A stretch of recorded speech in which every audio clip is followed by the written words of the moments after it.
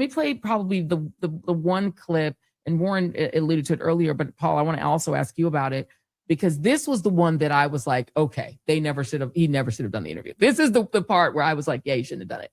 This is D8, and this is where where he is making the case that Nolan decided to stay. And he talks about the witnesses who can corroborate that fact. D8. The last time I saw Nolan was 3 o'clock, and Nolan was cradling a girl in his arms, Katie. Katie.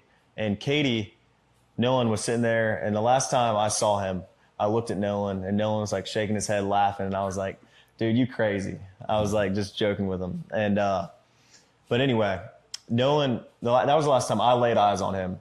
But when we were leaving, obviously, no one is getting left at the island that came with us unless they demanded to, be there and asked, this is a very common thing at Horn Island. When you're out there, a lot of people ride out there with someone and in with somebody else all the time. I've done that 100 times. It's a very common thing, but Nolan was sitting by the boat with that Katie girl, and my buddy yelled for Nolan, get on the boat. We're leaving. The boat's having issues. And no, he didn't say that, but he was panicking. Nolan, get the F on the boat. Get on the boat. And Nolan said, no, I'm staying out here. I'm going to ride in with somebody else. And it's not uncommon to hear, but it's not like my buddy asked him one time. My buddy asked Nolan multiple times to get on the boat. Nolan, get on the boat. Get on the boat. We're leaving. If you're coming, you got to come now. And Nolan made a decision to stay out on the island. And like he said, how many people heard that? Were there just at least just 5 everyone that was on our boat right there, because the Palm Beach had already left. My buddy went ahead and went home on the Palm Beach, and 3 guys on the way back. And Nolan wasn't the only person to ride out there with us and in with somebody else. But it's not like we just left him there, or my friends just left him there. Nolan made a decision to stay on the island after my friends asked him multiple times and told him to get on the boat, and he decided to stay. And I heard the girl that he was with, Katie, had text somebody that she heard people yelling correct for Nolan to get on it. Is that yeah, true? And I have a picture of that. She texted my buddy, and the next day everybody was panicking, and everybody's texting Katie, because she was obviously seen with Nolan the whole day at the island. Katie sent a message to my buddy the next day and said, this is the last time I saw him, he's really sweet. But she also mentioned that the last time she saw Nolan was when my buddy was yelling at him to get on the boat. And she was right there to see that Nolan decided not to.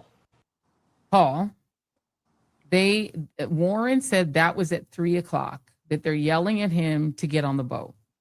An hour and a half later, they left with Nolan's phone, at least according to Warren, still on the boat. Here's my problem with this. And I don't know if maybe, again, I'm being a little bit too extra here or too paranoid. I thought Nolan was staying on the island to be with Katie, to hang out with her. That was the original story, that he wanted to hang out with Katie. If the last time Katie saw him is when he was being told, get on the boat, well, there's no reason to stay, because apparently she don't want to hang out with you. She's not hanging out with you, because the last time she sees Nolan is at 3 o'clock. Yeah, it doesn't add up. And again, it's not unusual for people's memories to be faulty, especially about something that turns out to be stressful. So it could be kind of an innocent mistake about exactly when was the last time that this young man saw Nolan. But again, it's not helpful to the process to have this kind of stream of consciousness interview when the people he should be talking to are the investigators.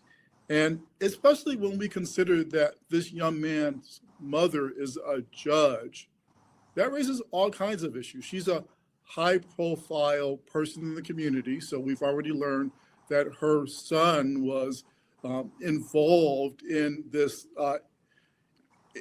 and this day trip to the beach, and her other son got into a fight allegedly at the beach. Why is she allowing all of this to be made public?